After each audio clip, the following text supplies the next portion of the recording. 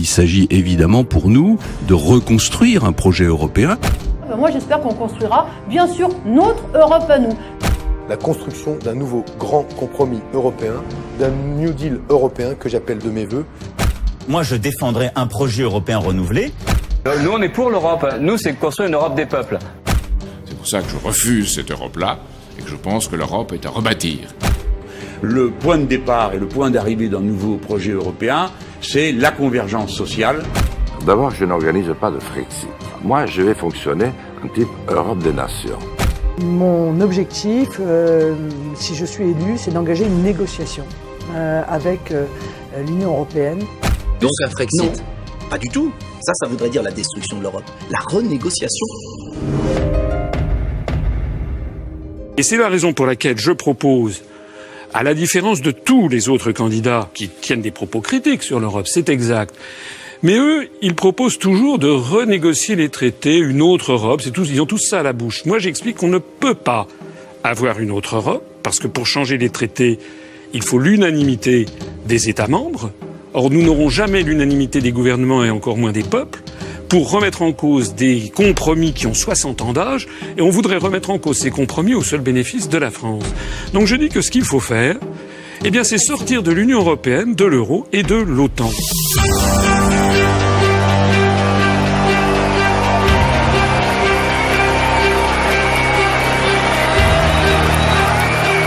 Je pense qu'on est dans un moment historique. La commune, la France ne sont pas à vendre. Disparition complète de la France dans l'Europe. La France libre. Vive un Brexit.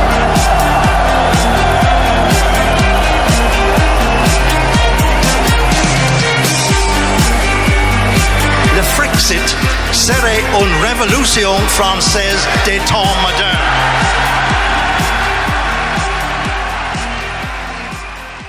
Mieux la fin de l'horreur qu'une horreur sans fin. Peut-être. Aujourd'hui, nous sommes dans une horreur sans fin. Bon. Donc, il faut redonner de l'espoir aux gens. Et ce que j'essaye de dire, c'est, je voudrais parler un petit peu de la monnaie, parce que c'est quelque chose que les gens... On va pas ouvrir tous les tiroirs de je voudrais problématiques dire économiques. Qu'est-ce que c'est qu'une monnaie? Une monnaie, c'est ce que contrôle, c'est d'ailleurs dans les évangiles, c'est ce que contrôle d'ailleurs, c'est dans les évangiles, rendez à César ce qui est à César. La monnaie, c'est César. César, c'est la nation. La nation, c'est une volonté de vivre ensemble. Donc, vous acceptez qu'il y ait des transferts sociaux qui se passent à l'intérieur de la nation parce que tout le monde accepte d'être dans la même nation. L'Europe n'est pas une nation, c'est une civilisation. La France est une nation. L'Angleterre est une nation. L'Italie est une nation. Les pays qui ont gardé leur monnaie et qui donc ont gardé leur volonté de vivre ensemble vont bien. Ce qui me tue aujourd'hui, et j'en souffre énormément, c'est que grosso modo, le pacte social français est en train de se défaire. J'habite dans la région d'Avignon, et la misère des petites gens est en train de monter de façon inimaginable à cause de l'euro qui tue les entrepreneurs. Donc ce que j'essaye de dire, c'est que vous êtes bien gentils avec on va créer un État européen qui va remplacer, mais ça fait 40 ans qu'ils essayent de détruire la France, qu'ils essayent de détruire l'Italie, qu'ils essayent de détruire l'Espagne pour construire ce mythe de la nation européenne. C'est l'URSS, votre truc. Laissez les gens décider de ce qu'ils veulent. C'est l'URSS, on est en train de nous refaire l'URSS.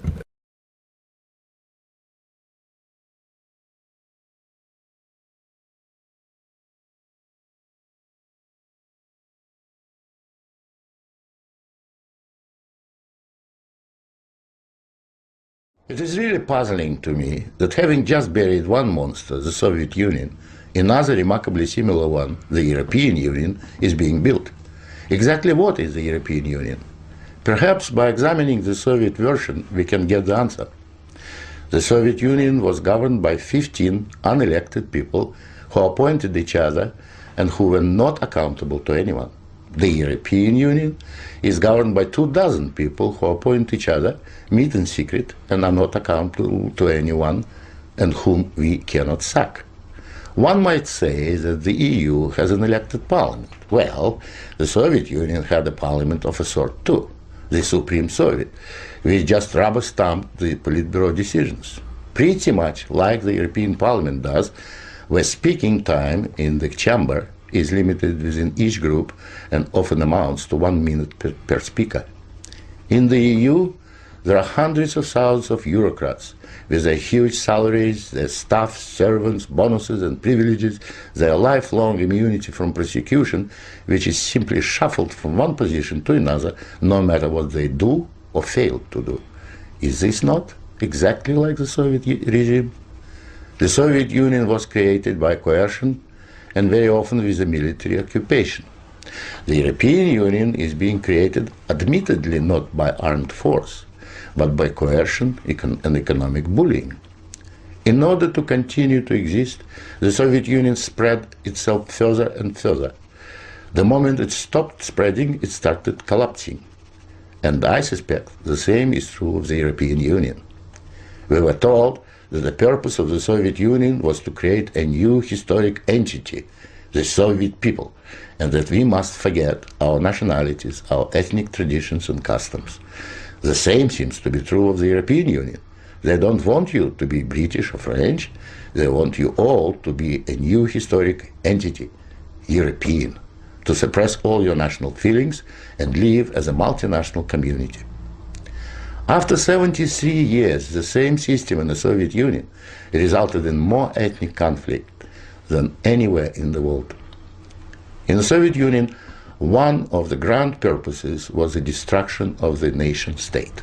And that's exactly what we observe in Europe today. Brussels intends to absorb nation states so that they should cease to exist. Corruption was built into the Soviet system from top down, and so it is in the EU. The same endemic corruption activity that we saw in the old Soviet Union has flourished in the EU. Those who oppose or expose it are silenced or punished. Nothing changes. In the Soviet Union, we had a gulag. I think we have a gulag in the European Union also, an intellectual gulag known as political correctness. When anyone tries to speak their mind on questions of race or gender, or if their views differ from those approved, they will be ostracized. This is the beginning of the gulag, the beginning of your loss of freedom. In the Soviet Union, they told us we needed a federal state to avoid war. In the European Union, they are telling you exactly the same thing. In short, the same ideology underpins both systems. The EU is an old Soviet model presented in Western guise. But again, like the Soviet Union, the European Union has within itself the seeds of its own demise. Unfortunately, when it collapses, and it will leave immense destruction behind, and we will be left with huge economic and ethnic problems. The old Soviet system was incapable of reform, so is the European Union. But there is an alternative to being ruled by those 24 self-appointed officials in Brussels. It is called independence. You don't have to accept what they have planned for you. After all, you have never been asked if you wanted to join. I have lived in your future, and it didn't work. Pour la première fois, je crois, dans l'histoire des hommes, nous avons une dictature qui est en train de s'installer par la complexité et l'ennui. Parce que quand vous parlez des questions européennes, ça, excusez-moi la vulgarité du propos, ça fait chier tout le monde. Essayez, parlez-en autour de vous. Les gens diront, au bout de 3 minutes, mais qu'est-ce que là, tu as décidé de gâcher ma soirée, là. Parlez-en à vos amis. Oui, voilà, mais tu me prends la tête avec tes questions. Ah, ça renvoie à Adolf Hitler, Staline ou Napoléon au rang d'aimables plaisantins. Avant, on avait des dictatures qui s'imposaient par la coercition, par la force, etc. Maintenant, non. On a un truc qui se prétend très très démocratique, et puis qui est tellement compliqué que les gens ne veulent pas s'y intéresser. D'ailleurs, d'une certaine façon, ça ne les concerne pas, puisque ça concerne 28 États. Ils ne savent même pas, si on faisait un sondage en demandant quels sont les 27 autres pays, à part la France. Faisons un sondage ici, là on sort de là, je doute qu'il y ait plus d'1% de bonnes réponses. Alors, évidemment, vous allez trouver que la comparaison est peut-être un petit peu excessive. Elle n'est pas si tant que ça, bien sûr, ça ne nous échappe pas. Qu'il n'y a pas de concentration, de camp de concentration, du moins pas encore. Ça ne nous échappe pas que la situation... il n'y a pas des tanks dans les rues de Paris, ça c'est vrai. Mais comme le disait l'académicien Michel Serres il n'y a pas très longtemps, quelques années, il disait « Il y a plus d'anglais à Paris, d'affiches en anglais sur les murs de Paris qu'il n'y en avait en allemand du temps de l'occupation. » Parce que à notre époque, la vassalisation d'un pays, ça ne se fait pas de la même façon. Ça se fait de façon sournoise, subreptice. J'en ai parlé tout à l'heure. La guerre qui nous est livrée, c'est une guerre qui frappe les consciences. C'est une guerre qui agit entre les pays développés. Ce sont des guerres du 3e millénaire. Ce sont des guerres sur la désinformation, la manipulation des événements et de l'opinion publique, la manipulation des films, des photos, la désinformation permanente. C'est ça la guerre qui nous est livrée. C'est la raison pour laquelle, j'allais dire, c'est une guerre de la matière grise. C'est la raison pour laquelle il est important, il est fondamental que les Français fassent ce travail qui consiste à aller écouter des conférences. Et d'ailleurs, ce travail est en marche, pas seulement d'ailleurs avec nous, mais vous savez qu'il y a un phénomène sociologique très important, qui est de plus en plus de Français qui zappent et qui laissent tomber le TF1 20h pour aller voir les sites alternatifs sur Internet, et notamment le nôtre. Bonjour, Marie-France Garot, présidente de l'Institut de géopolitique. Vous avez été candidate à l'élection présidentielle, conseillère de nombreux chefs d'État. Vous êtes engagée finalement toujours dans la vie publique. Pourquoi la France aliène Bien parce qu'elle a pensé que ça n'avait pas beaucoup d'importance. Et elle a considéré que les traités européens primaient le droit français, la souveraineté française. Vous savez, dans une tradition qui remonte à Jean Bodin, qui est très ancienne, mais c'est très simple, tout le monde peut le comprendre, on dit qu'il y a 4 attributs de souveraineté. Faire les lois, battre monnaie d'abord. Faire les lois, rendre la justice, décider de la paix et la guerre. Depuis que nous avons accepté, comme nous l'avons fait depuis Maastricht, mais ça aurait pu être autrement, ça pourrait d'ailleurs encore être autrement, nous ne battons plus monnaie, nous ne faisons plus les lois, notre justice est soumise à la justice européenne et nous ne décidons plus de la paix et de la guerre. Le dernier pas que nous franchissons, c'est non seulement la rentrée complète dans l'OTAN, mais l'alliance avec les Anglais, donc avec les Américains. Par conséquent, nous n'avons plus aucun de ce qu'on appelle des éléments de souveraineté, c'est-à-dire de la capacité de décider soi-même de ce que l'on fait pour le pays. Il faut absolument que nous recouvrions cette capacité décisionnelle. Je crois quand même que le point commun fondamental à tous ceux qui veulent sortir de l'Union européenne, c'est pas tellement une question libéralisme, ultralibéralisme, c'est fondamentalement une question de démocratie. Voilà. C'est-à-dire sortir de l'Union européenne. Moi, d'ailleurs, le mouvement politique que j'ai créé a comme slogan l'Union populaire républicaine, l'union du peuple pour rétablir la démocratie. Parce que on ne peut pas avoir de démocratie dans le cadre de l'Union européenne, tout simplement parce qu'il n'y a pas de peuple européen. Il n'y a pas un démos. Démos, c'est le peuple. Il n'y a pas de démos européen. Les peuples d'Europe, les 28 peuples d'Europe ont des histoires, des langues, des visions du monde, des histoires politiques, syndicales, une géopolitique, des intérêts économiques et géopolitiques divergents dans tous les domaines. Donc pour avoir une politique commune entre ces 28 États, vous êtes obligés d'avoir une structure qui dicte ce qu'il faut faire. Ça s'appelle une dictature. Et ça n'est pas un terme polémique, c'est exactement ce qu'on appelait une dictature sous l'Antiquité, c'est-à-dire un expert ou un groupe d'experts prétendus qui dit voilà ce qu'il faut faire, c'est exactement la Commission européenne. Et moi, si j'ai créé l'UPR, c'est que j'ai été convaincu par mon passage en cabinet ministériel dans les années 90 que les Français, je rappelle que les Français, ça veut dire le peuple libre, Franken, c'est les hommes libres, que les Français n'accepteraient pas durablement, sur longue période, de voir qu'ils n'ont plus leur mot à dire dans le choix de leur avenir collectif. Donc fondamentalement, la sortie de l'Union européenne, c'est pour sortir d'une dictature et d'une prison des peuples et récupérer la démocratie. De telle sorte d'ailleurs que dans le mouvement politique que j'ai créé, il y a des gens venus de tous les horizons, qui ont d'ailleurs des visions divergentes sur les questions économiques et sociales.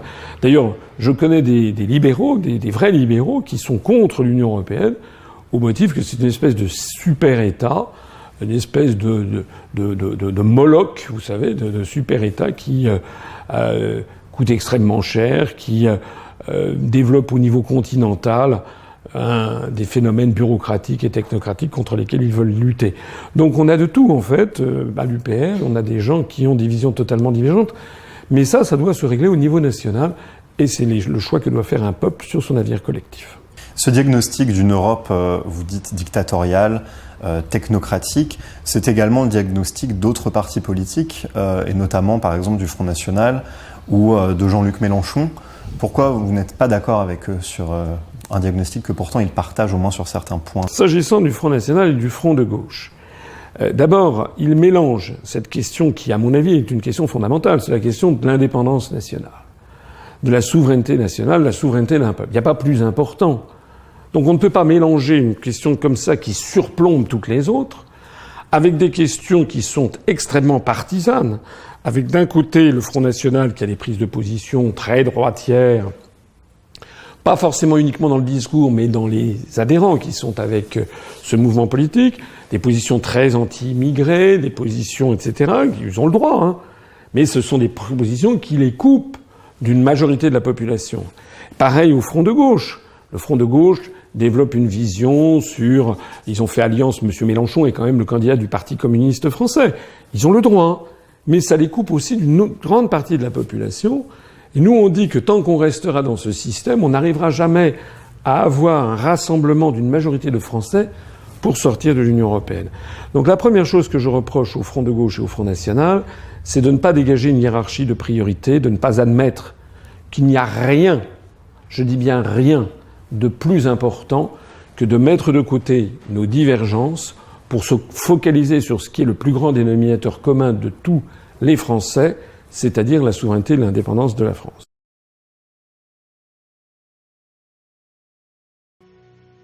L'histoire de France, c'est l'histoire d'un peuple qui se voulait libre et qui, soudain, a ouvert ses frontières, changé sa monnaie, laissé à d'autres son budget, effacé ses référendums, fait voter presque toutes ses lois en dehors de son territoire, rejeté son drapeau, et puis, pour un pays fier de sa culture, il a voté la loi Furaso, qui va faire disparaître sa langue, il a laissé son éducation nationale sombrer, ses acquis sociaux se détériorer, et son économie partir en fumée. C'est pas une paille. Donc je vous emmène à la rencontre d'une France qui aura tenté l'aventure de l'Union européenne, mais à savoir si c'est pour le meilleur ou pour le pire. C'est ce que nous allons voir ensemble. Et pour ce faire, nous allons remonter le temps, nous plongerons au cœur des institutions européennes, on fera un petit tour du côté des frontières et de l'euro, on se demandera alors ce qu'il en est de la démocratie, et enfin, qu'impliquent sur notre quotidien les traités européens. Alors, de tout temps, la France s'est battue pour être indépendante, brillante, innovante. La France, ça a été François Ier face à Charles Quint, des Français qui résistent alors qu'ils sont pris en étau par le Saint-Empire romain germanique, une des premières coalitions européennes. De tout temps, le peuple de France est voulu indépendant de toute oligarchie. D'un côté encore le Saint-Empire et la noblesse, et face à lui, la Révolution et la Déclaration des droits de l'homme et du citoyen, et c'est toujours la France qui brille. Mais c'est aussi une contradiction. De tout temps, on se déchire à l'intérieur des frontières. Qui la vend ? Qui la protège ? C'est Philippe Pétain et l'appel de la nouvelle Europe voulu par le Troisième Reich, et c'est le général de Gaulle qui voudra que la nation se rassemble pour vivre libre. Et puis l'histoire s'accélère, c'est le CNR, le symbole de la solidarité, et c'est encore la France qui gagne sa liberté. Et puis les pères de l'Europe, Jean Monnet, Robert Schuman, des hommes providentiels pour certains, pas pour d'autres. Et enfin voilà, on y arrive, on change de cap, c'est le traité de Rome en 1957. C'est un premier président, Walter Einstein. Et ce sont 6 pays qui signent le début de ce qui deviendra l'Union européenne telle que nous la connaissons aujourd'hui. Toute une histoire pour en arriver à ce qu'on nous a vendu comme un rêve, l'Europe des peuples, l'Europe de la paix, le plein emploi et l'indépendance face aux 2 grands blocs, l'Amérique et l'Union soviétique. Donc jusque-là, tout va bien. Sauf que l'histoire a plus d'un tour dans son sac et ça va rebondir, et même très fort. En 2000, nous apprenons que nos pères de l'Europe n'étaient pas si providentiels que ça. Ils étaient financés par les USA. Ce sont les fameux dossiers déclassifiés de la CIA. Alors on sait aussi que tous les présidents américains ont eu un regard bienveillant sur la construction européenne, pourtant bâtie pour leur faire concurrence. En tout cas, c'est ce qu'on nous a dit. Alors quoi penser des déclarations d'Eisenhower dans Paris Match en octobre 1951 ? Rien ne pourra nous être plus agréable que d'apprendre que les États d'Europe se réunissent. Aucune décision pourrait mieux nous aider dans la tâche que nous poursuivons. Mais quelle est donc cette tâche qui fait que l'Europe, pourtant concurrente, semble ne pas être si gênante ? Et puis c'est le tour du président Walter Einstein, qui aura été un des juristes désignés par Hitler pour bâtir le projet de Nouvelle Europe. Projet qui aura pour concept majeur que les décisionnaires n'ont aucun compte à rendre au peuple. Face à tous ces éléments qui s'entrechoquent, certains aujourd'hui se demandent qui a bien pu payer les alliances du mariage, et d'autres affirment même que cette union n'a jamais été signée pour le meilleur, mais plutôt pour le pire. Voilà pour ce résumé rapide de l'histoire, et à la revisiter, on en arrive à aujourd'hui. Et aujourd'hui, la France se doit par traité de respecter les institutions de l'Union européenne, alors nous allons jeter un coup d'œil au principal. Leurs rôles sont définis dans les traités européens, c'est à la fois bien puisqu'on sait qui fait quoi, sauf que ça peut être un frein pour l'évolution de leurs compétences, surtout lorsqu'on sait qu'on ne peut pas changer facilement, voire pas du tout, le contenu des traités. Alors elles ont des rôles qui interagissent les uns avec les autres, et visiblement, c'est la Commission européenne qui est le cœur décisionnaire. Par contre, il y en a une qui semble n'avoir de lien avec aucune autre, on y reviendra. Donc, voyons celle qui joue un rôle majeur, le Conseil européen. Il rassemble les chefs d'État, peu souvent, et ne fait que donner l'orientation de politique générale. Vous allez me dire, c'est déjà énorme. Sauf que cette politique, elle est soumise à la direction donnée par les traités européens. Donc, c'est un frein à la liberté des chefs d'État de débattre de tout ce qui n'est pas contenu dans les traités. Et en ce qui nous concerne, qu'on l'aime ou qu'on ne l'aime pas, c'est pas le problème. C'est donc un frein pour la politique menée par notre président de la République en France. Il n'a pas vraiment d'alternative. Soit il suit les directives européennes, soit il décide de quitter l'Union. Alors ensuite, le Conseil de l'Union européenne, qu'on appelle aussi le Conseil, lui, il travaille en collaboration étroite avec le Parlement. Il regroupe un représentant de chaque ministère par État membre. Il s'occupe du budget et c'est lui qui vote les lois après donc discussion avec le Parlement. Le Parlement européen qui, lui, pour montrer l'exemple des économies qu'il nous demande de faire tout le temps, se partage entre Bruxelles et Strasbourg. C'est très pratique pour faire voyager les 751 députés qui sont élus dans les 28 États membres. Sans oublier bien sûr les tonnes de dossiers, les secrétaires, les collaborateurs. Ces députés, ceux pour qui l'on vote lors des élections européennes, ne sont en fait que consultés. En fait, ils aident le Conseil des ministres pour qu'il vote les lois. Et ces lois, elles sont votées à la majorité absolue ou qualifiée, ce qui fait qu'on n'arrive pas toujours à se mettre d'accord. Et dans ce cas, et c'est souvent, c'est la Commission qui finit le travail et qui adopte les lois selon ses propres critères à elle. Quels sont ces critères ? Eh bien, il faudra lui demander. Donc on sait qui vote vraiment les lois, mais qui les propose quand on sait que les députés, c'est-à-dire le peuple, ne peuvent pas le faire ? Eh bien, la Commission européenne, ou Commission. Elle regroupe le président, actuellement c'est Jean-Claude Juncker, 28 commissaires, un par État, qui eux ne sont élus par personne, c'est-à-dire ils sont choisis selon leur qualité. Mais la notion de qualité, eh bien ça, il faut aussi le demander à la Commission.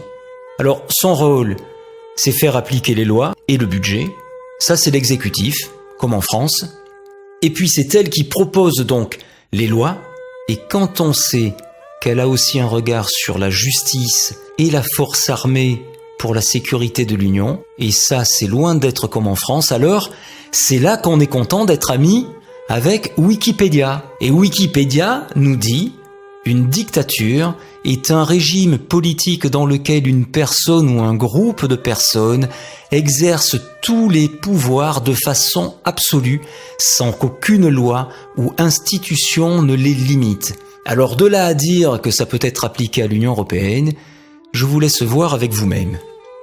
Et enfin, la BCE, la Banque Centrale Européenne, celle qui n'avait aucun lien avec personne, eh bien, c'est une banque.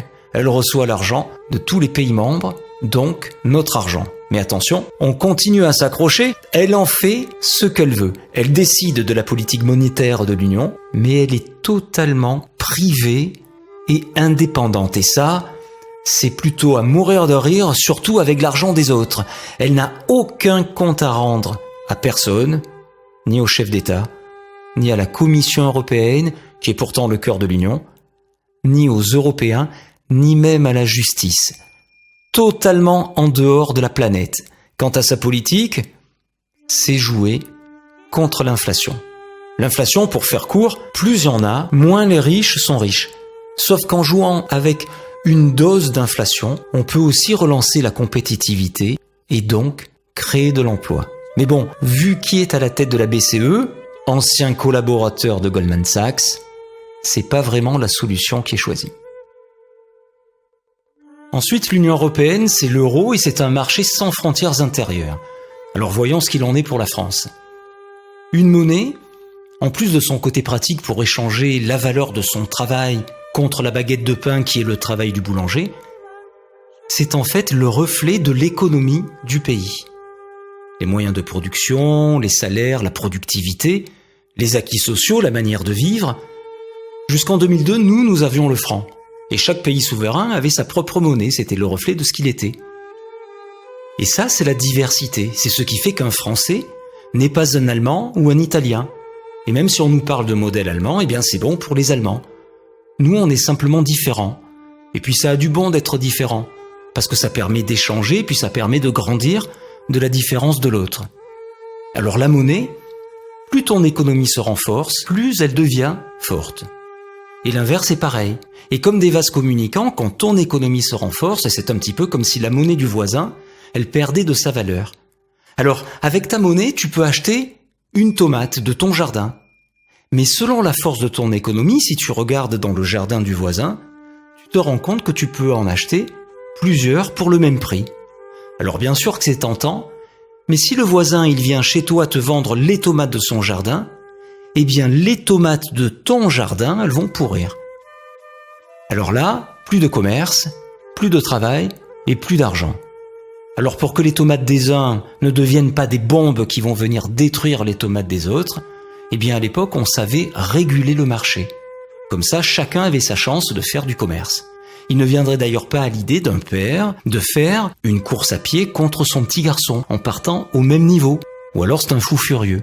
Il va laisser une distance de compensation pour que chacun ait sa chance, bien sûr, d'arriver premier. Avec le temps, plus l'enfant grandit, plus le père va se rapprocher de lui jusqu'au jour où l'enfant il va devenir plus fort et c'est le père qui, lui, va partir le premier devant son fils. Eh bien pour la monnaie, c'est pareil. On pouvait jouer sur le coût de la monnaie pour être plus compétitif. Et puis aussi, on avait des frontières avec des droits de douane. Et donc tout ça, ça permettait de faire du commerce en bonne intelligence. Et puis est arrivé l'euro. On nous a dit que c'était une monnaie unique, puis une monnaie commune. En fait, c'est pas ça. C'est un ensemble de monnaies homonymes à taux fixe. Même s'il y a la Banque Centrale Européenne, nous avons gardé nos banques centrales. Nous avons toujours la Banque de France. Mais notre monnaie s'appelle pareil que la monnaie de la Banque d'Allemagne, c'est l'euro. Des monnaies homonymes. Et ces monnaies ont un taux de change, les unes entre les autres, qui est défini et fixe. On ne peut plus jouer dessus. Alors, vu que nous avons des économies toujours différentes, nous l'avons vu, l'euro coûte plus ou moins cher selon les pays. Mais alors, comment faire pour ajuster nos différentes économies pour pas que la tomate de l'autre ne devienne une bombe pour ma tomate à moi?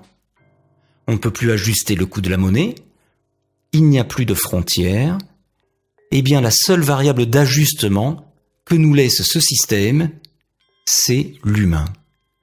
Et l'humain, c'est le code du travail, les charges sociales, les salaires et les retraites. Et ça fait beaucoup de mécontents.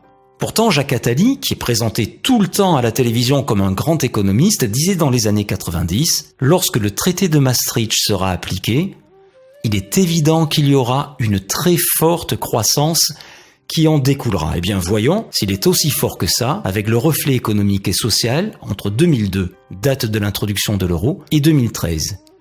57,14% de chômeurs en plus dans la zone euro. De plus en plus de pauvres et de très pauvres en France. Et par jour, 600 emplois industriels qui disparaissent, une usine qui ferme et 700 Français qui tombent sous le seuil de pauvreté. Donc, n'en déplaise à Jacques Attali, la zone euro aura toujours été classée dans les dernières zones économiques au monde, comme en 2013, où elle aura eu un taux de croissance de 0,8%. Alors face à tous ces éléments, est-ce que ça serait un réel cataclysme de quitter la zone euro ? Est-ce que l'euro est une bonne chose ou pas pour nous ? À vous de voir. Alors maintenant, on va se pencher sur l'aspect démocratique de l'Union européenne, à savoir que je vais mettre de côté le débat des différentes déclinaisons de la démocratie, je ne vais garder que l'idée de gouvernance représentative, c'est-à-dire trouver la meilleure manière de gouverner pour que les citoyens se sentent représentés. Alors à la base de notre République, il y a Montesquieu. Et pour Montesquieu, les différents pouvoirs sont séparés. D'un côté l'exécutif, au gouvernement, le législatif, c'est le peuple, et le judiciaire, totalement indépendant, ce sont les juges. Et là, on a vu que ça n'est pas la manière de procéder de l'Union européenne. Et puis l'article 1er du pacte de l'ONU qui impose le droit inaliénable des peuples à disposer d'eux-mêmes. Donc, voyons ce qu'il en est. Est-ce qu'on nous a demandé, en 59 ans, depuis le traité de Rome, si nous voulions appartenir à l'Union européenne ? Alors pour le traité de Rome, c'est clair, il n'y a pas eu de référendum. Le premier référendum, c'est le traité de Maastricht en 1992. La question était de savoir si nous voulions de l'euro, mais pas si nous voulions appartenir à l'Union. On a dit oui, mais si nous avions répondu non, nous n'aurions pas eu l'euro, mais nous aurions été quand même dans l'Union européenne.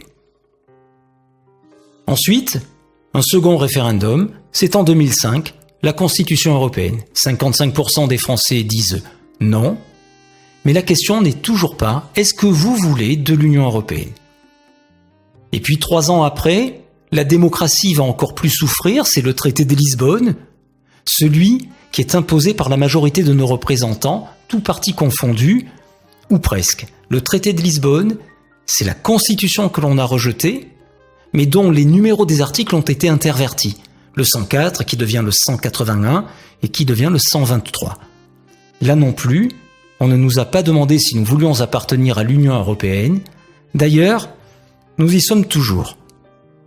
Mais il n'y a pas que les référendums. Madame Viviane Reding, vice-présidente de l'Union européenne, va déclarer en 2012 devant nos députés « Il faut lentement mais sûrement comprendre qu'il n'y a plus de politique intérieure nationale. » Alors ce qui veut dire que nos députés ne servent plus à rien, qu'ils ne nous représentent plus. Pourtant, la Déclaration des droits de l'homme et du citoyen de 1789 dit que la nation, c'est le peuple, c'est nous. Donc pour l'Union européenne, il n'y a plus de nation, et donc il n'y a plus de peuple français. Ensuite, Jean-Claude Juncker, l'actuel président de la Commission, lui, il dira en pleine crise grecque en 2015 « Il ne peut y avoir de choix démocratique contre les traités européens ». Alors je peux me poser la question, s'il n'y a pas de choix démocratique, Jean-Claude, il y a donc ? Eh bien, il y a donc l'inverse, et nous savons tous ce qu'est l'inverse de la démocratie. Et puis pour finir, un dernier exemple avec Helmut Kohl, qui fut chancelier allemand, mais surtout qui fut à l'origine du traité de Maastricht. Je n'ai pas soumis l'euro à référendum en Allemagne, car il va de soi que je l'aurais perdu. Je me suis comporté comme un dictateur. Merci Helmut. Alors, face à tout ça, et ce ne sont que des faits, à nous de savoir si cette construction européenne nous est imposée pour notre bien, ou s'il faut s'en inquiéter. Alors, voyons qu'est-ce qu'il en est pour la France de nos jours.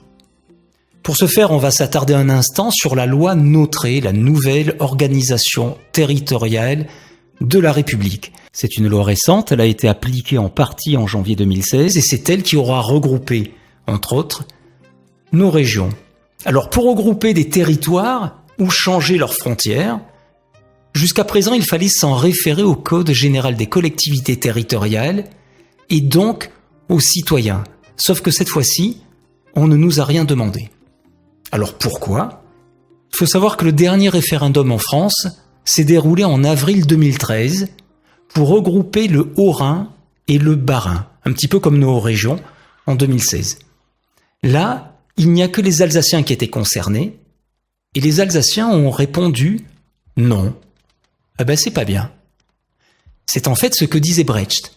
Brecht disait « Le gouvernement étant mécontent du peuple, il a décidé d'en changer. » Mais vu que c'était pas possible, alors Hervé Guémard, aidé de la majorité des représentants du peuple, a simplement enlevé du Code général des collectivités territoriales l'article qui imposait le référendum. Et c'est donc pour ça que l'Auvergne-Rhône-Alpes sont devenus Auvergne-Rhône-Alpes sans que les habitants n'aient été consultés. C'est d'ailleurs ce qui rentre dans la politique des eurorégions. Alors c'est quoi une eurorégion ? Une eurorégion, c'est à peu près la forme administrative des États américains ou des Länders allemands. Et quand on regarde la carte des verts européens, on se rend compte qu'il n'y a plus que des régions. Les États ont disparu. Il n'y a plus de France. C'est d'ailleurs ce que nous explique François Asselineau dans sa conférence « Les eurorégions ». La France donne de plus en plus de compétences aux régions. Les régions vont devenir de plus en plus autonomes. Mais à force de donner toutes ces compétences, la France devient une coquille vide et elle ne va plus servir à rien. Les régions, elles, vont dépendre directement de Bruxelles. Et lorsqu'on va effacer les doublons administratifs, la France va disparaître. C'est une simple théorie, mais une théorie que l'actualité rend de plus en plus factuelle. Et puis bien sûr, l'Union européenne s'adresse à nous tous les jours. La loi des lois, c'est de moins en moins notre Constitution de 1958, ce sont les traités européens. Ces traités, nos gouvernements les appliquent, et même que parfois on est totalement perdu avec nos valeurs qui disparaissent. Alors, est-ce que c'est volontaire de leur part, ou sont-ils obligés ? La première chose à savoir, c'est que l'Union européenne a des compétences qui lui sont propres. Ce sont les compétences exclusives qui ne regardent plus les États. C'est comme ça, et c'est pas autrement. Ces compétences sont l'union douanière, entre autres les taux, et ça peut provoquer des délocalisations, des règles de concurrence entre les États, et ça peut amener des privatisations, et puis la politique monétaire, on a vu ça avec l'euro. Et les États n'ont donc rien à dire sur tout ça. Ensuite, des compétences dites partagées, à savoir que dans les faits, on ne demande que rarement les avis des États. Alors il y a la politique sociale, ça c'est le code du travail, les acquis sociaux, la santé publique, puis l'agriculture, les transports, la justice, l'immigration, l'énergie, en fait presque tout ce qui est important. Mais à savoir que ces compétences-là sont soumises au principe de subsidiarité, c'est-à-dire que les États peuvent encore agir, mais jusqu'à ce que l'Union européenne s'en saisisse. C'est d'ailleurs pour ça qu'actuellement tout s'accélère, on le voit avec la France, qui applique entre autres la vision de Bruxelles sur le Code du travail. Si on rajoute à ça ce que l'on a déjà vu avec le Conseil européen, soit nos hommes politiques acceptent de suivre, soit ils décident de quitter l'Union. Alors l'Union, c'est donc les traités européens. Dans ces traités, il y a un article très important, c'est l'article 121 du traité sur le fonctionnement de l'Union européenne, le TFUE. Il impose les grandes orientations de politique économique, c'est-à-dire les GOPE. Les GOPE, on les retrouve dans un document annuel qui s'appelle « Recommandations du Conseil ». Alors certains disent que le titre pourrait être « Imposition du Conseil ». ce qui donne le programme national de réforme. C'est la feuille de route annuelle de la France qui se présente comme ça. Et c'est bien marqué « recommandation » que l'on pourrait traduire par « directive ». Recommandation adressée à la France par le Conseil européen. Alors là, les recommandations sont de 2014 et le programme de réforme, lui, est de 2015. Il y a un petit battement entre eux, mais à bien y réfléchir, c'est un copier-coller. Donc nous allons voir quelques exemples pour bien montrer que ce que nous vivons tous les jours, même si les médias n'en parlent jamais, c'est ce que l'Union européenne décide pour nous. Alors pour la loi Nautré, eh bien on voit bien qu'il y a une colonne de recommandations à gauche et des colonnes d'application pour la France. Et très vite, qu'est-ce qu'on y lit? Décentralisation d'un côté, création de régions européennes et division par deux des régions, c'est ce qu'on a abordé tout à l'heure. Fusion des collectivités locales, et la France répond par la réduction des intercommunalités. Et là, on comprend que nos communes, telles que nous les connaissons, vont disparaître ou vont devoir se regrouper par agglomérations plus importantes, les fameuses agglos. Ensuite, éliminer les doublons. Et on lit transfert de compétences des départements.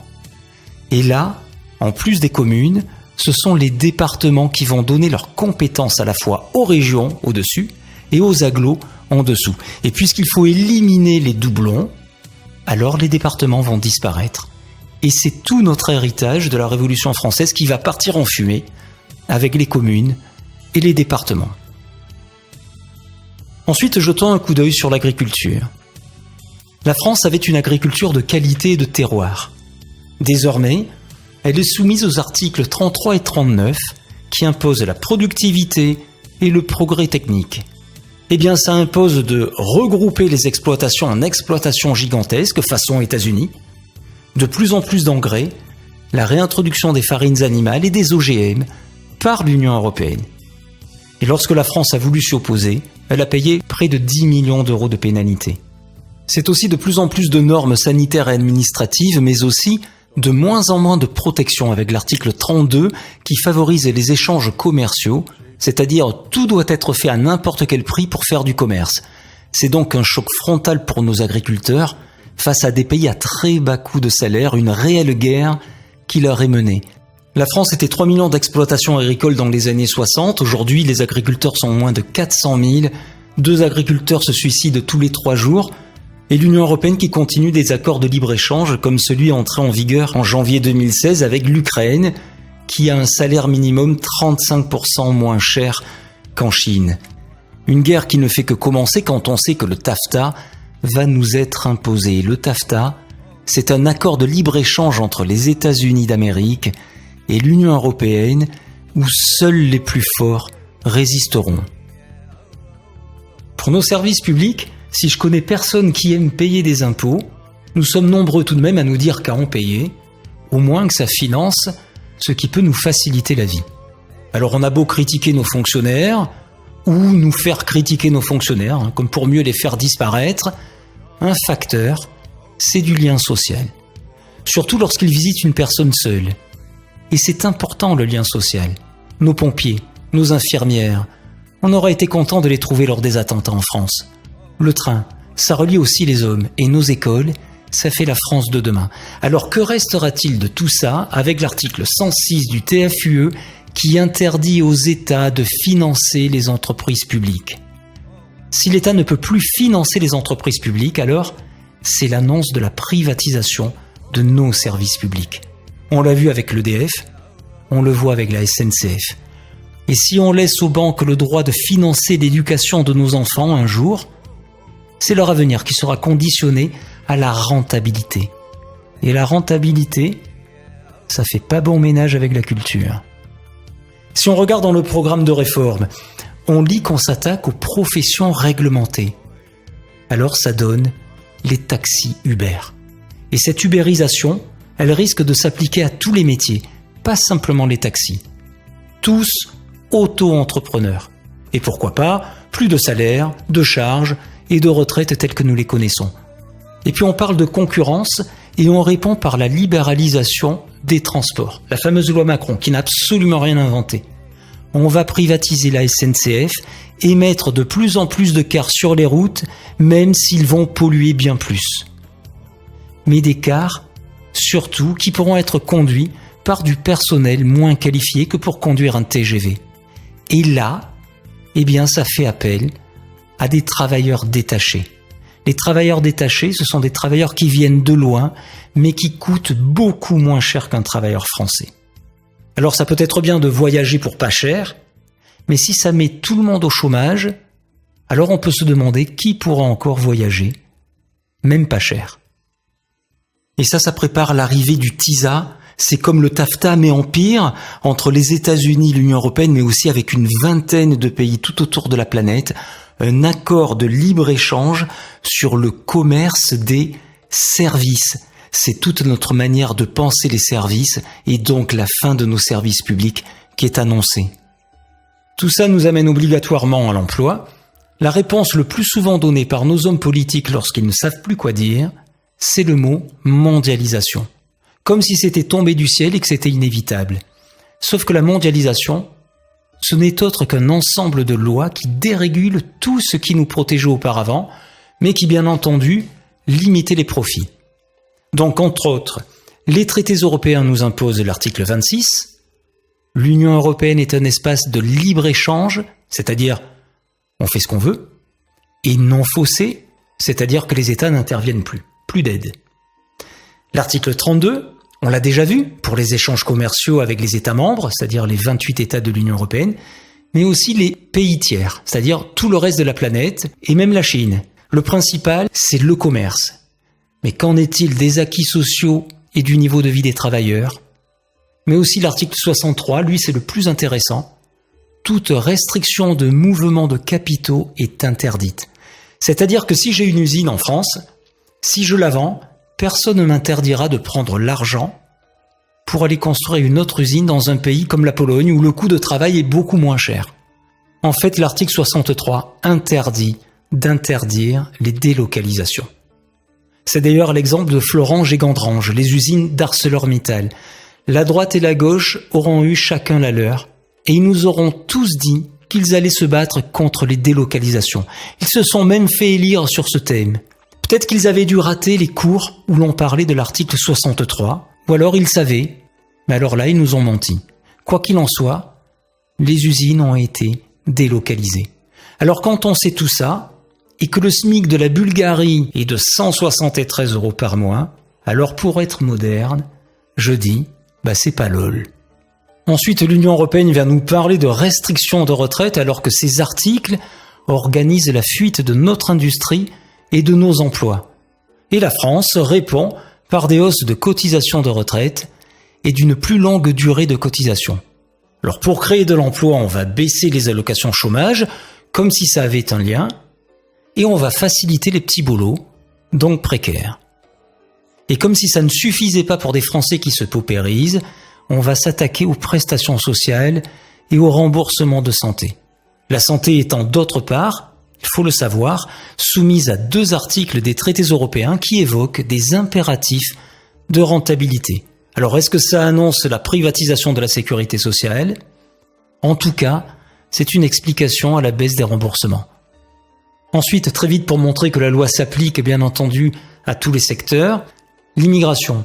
Alors on sait que ça fait de l'audimat, on sait que c'est un bon thème pour les élections, mais on oublie surtout qu'on parle d'humain et que ça crée de la misère, de l'exaspération autant chez ceux qui arrivent que chez ceux qui vivent déjà ici et qu'on n'écoute plus jamais. On le voit avec les événements de Calais, on le voit avec les événements des migrants. Mais que fait le gouvernement? C'est ce que j'entends tout le temps dire. Eh bien, rien. Puisque ce sont 4 articles des traités européens qui décident des entrées et des sorties du territoire, du regroupement familial, du droit d'asile et des expulsions du territoire. Donc ceux qui vous disent qu'ils vont agir contre l'immigration sans vouloir sortir de l'Union européenne, et donc de ces articles-là, ne vous disent pas la vérité. Alors bien sûr, il y aura toujours ceux qui vous diront « oui, mais tu comprends », en fait les beaux parleurs qui surtout ne connaissent pas l'histoire, et l'histoire récente, c'est le président Sarkozy en 2010 qui aura voulu renvoyer les Roms dans leur pays d'origine. Alors Viviane Reding, qui s'occupait à l'époque de ces affaires-là pour la Commission européenne, aura dit « non, et ce fut, non, point à la ligne, tout le reste n'est que bavardage. Alors on va finir avec la sécurité nationale. Est-ce que l'Europe est toujours synonyme de paix ? Eh bien c'est l'article 42 du traité sur l'Union européenne, le TUE, qui impose l'OTAN comme garant de la sécurité de l'Union. C'est tout de même insolite pour une Union européenne qui a été bâtie pour faire rempart aux grands blocs étrangers. Parce que l'OTAN, c'est tout de même Washington. Et que la politique étrangère des USA, elle se définit par ce qu'on appelle le choc des civilisations. Il suffit de lire Huntington et Brzezinski. Et puis ensuite, lorsqu'on voit la carte des bases de l'OTAN, et qu'on voit toutes ces guerres dans des pays pas très blancs, auxquels l'Union européenne et la France ont participé, et sans parler de la violence qui règne désormais au sein de l'Union elle-même, on peut tout de même se demander si vraiment l'Europe, c'est la paix. Alors avant de conclure, il nous reste à voir le cadeau de l'Union, c'est-à-dire les aides et les subventions européennes. Ça ne vous aura pas échappé, il y a bien un point d'interrogation, et on va voir pourquoi. Tout d'abord, il y a une contrepartie à ces subventions, c'est de faire la publicité de l'Union. Pour chaque aide, on dresse le drapeau européen. C'est pour ça qu'il y en a autant sur nos bâtiments publics ou lorsqu'on fait des grands travaux. Alors il est vrai que nous recevons différentes aides de l'Union européenne. La PAC, la politique agricole commune, le FSE, le Fonds social européen, le Fonds FEDER pour les entreprises et les formations. Mais il y a un détail qu'il ne faut pas oublier, c'est que la France est le second contributeur net de l'Union européenne, c'est-à-dire qu'on donne plus à l'Union qu'elle nous en reverse. Dès qu'il y a de l'argent distribué quelque part par l'Union, c'est-à-dire en Grèce ou même en Ukraine, malgré son gouvernement composé d'un tiers de partis néo-nazis, eh bien 16% sont payés par la France. Chaque année, la France donne à peu près 24 milliards d'euros à l'Union européenne, qui nous rend de notre argent à peu près 15 milliards, les fameuses aides qu'on vient de voir. Et lorsqu'on fait la balance, la France perd 9 milliards. Alors, lorsqu'on perd 9 milliards, est-ce qu'on peut dire que l'Union nous donne des aides ? Certains même disent que si nous quittions l'Union européenne là, maintenant, nous pourrions donner les mêmes subventions à tout le monde, mais que nous aurions en plus 9 milliards par an pour aider nos écoles, nos hôpitaux et nos services publics. Par contre, ce qui est plus sûr, c'est que le véritable cadeau de l'Union européenne, mais à l'envers, c'est une inflation normative. De plus en plus de normes sur tout. Ce sont les fameuses normes européennes.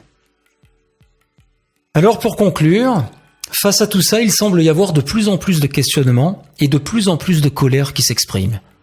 Il y a aussi des partis que l'on appelle souverainistes, qui sont eurocritiques, comme le Front de gauche, le Front national, jusqu'au petit parti de Debout la France.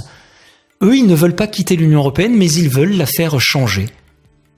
Ils en appellent à un rapport de force entre la France et l'Union européenne qui ne pourrait en fait que plier. Mais il y a deux autres partis, le PRCF, communiste, et l'UPR, l'Union populaire républicaine, le plus gros et le plus actif, qui eux disent que c'est impossible. On ne peut pas changer une seule ligne des traités européens car nous sommes soumis à l'article 48 du TUE. Ce qui veut dire que tout ce que l'on a vu est soumis à la loi de l'unanimité. Et donc il faudrait que les 28 États membres, pas tous moins un, tous, qui ont pourtant des intérêts totalement divergents, se mettent tous d'accord au même moment sur un même point, et en plus que ce soit dans la direction qui nous intéresse à nous les Français. Eh bien l'UPR dit que ce serait bien plus difficile que de gagner à l'euro-million. Ces partis nous renseignent même sur le fait que l'on ne peut pas quitter l'euro sans quitter l'Union européenne, car il n'y a aucun article dans les traités qui le permettent. Alors ils appellent donc à quitter l'Union européenne par l'article 50, qui lui le permet et n'est pas soumis à la loi de l'unanimité. C'est pour eux le seul moyen pour que les Français retrouvent la liberté de choisir eux-mêmes leur destin collectif. Alors donc, que faire de toutes ces informations eh bien tout cela vous appartient. Pour ma part, j'aime à me rappeler ce que nous dit le grand psychologue en communication non violente, Thomas Dansbourg, lorsqu'il cite l'école de Palo Alto. Lorsqu'on fait ce qu'on a toujours fait, on obtient ce que l'on a toujours obtenu, comme pour mieux nous pousser à faire évoluer notre manière de penser. Eh bien, j'espère qu'avec tout ça, vous ferez ce qu'il faudra pour que vous obteniez ce que vous voulez vraiment obtenir, et ainsi, nous n'en arriverons jamais au jour où la France est mourue. Je vous remercie.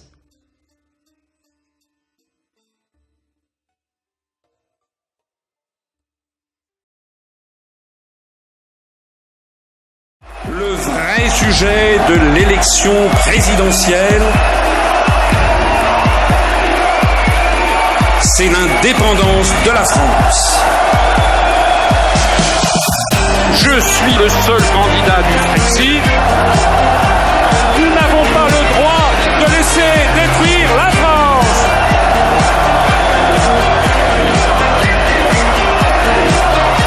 Rappel immédiat de nos troupes présentes